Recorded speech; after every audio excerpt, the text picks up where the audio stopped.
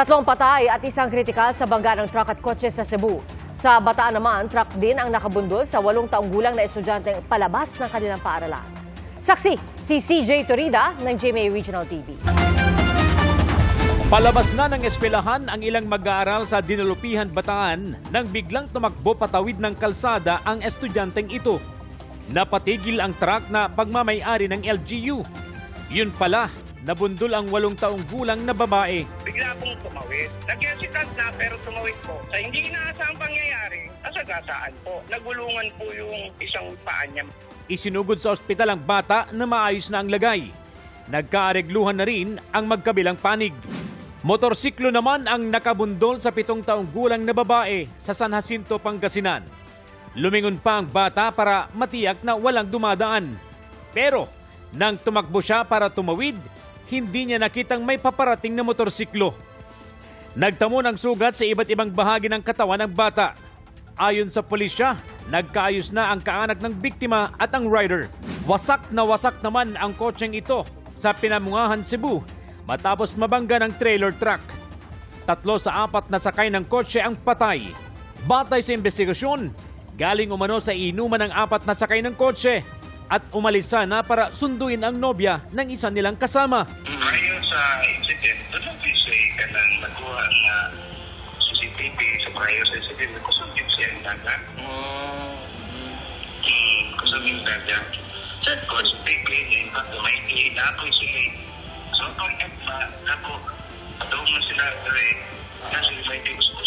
Kasalukuyang nasa kustudiya ng pulisya ang driver ng binanggang trailer.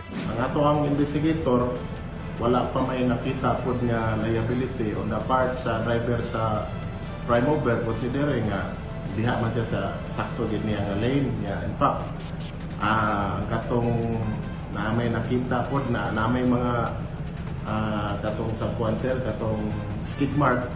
Para sa GMA Integrated News, ako si CJ Torida ng GMA Regional TV, ang inyong saksi.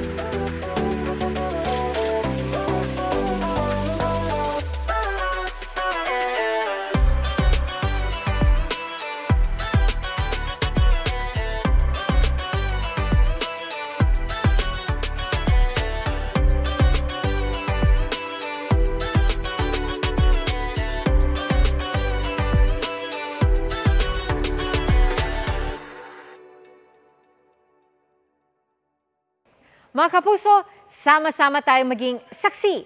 Mag-subscribe sa GMA Integrated News sa YouTube at para sa mga kapuso abroad, samahan niyo kami sa GMA Pinoy TV at sa www.gmanews.tv.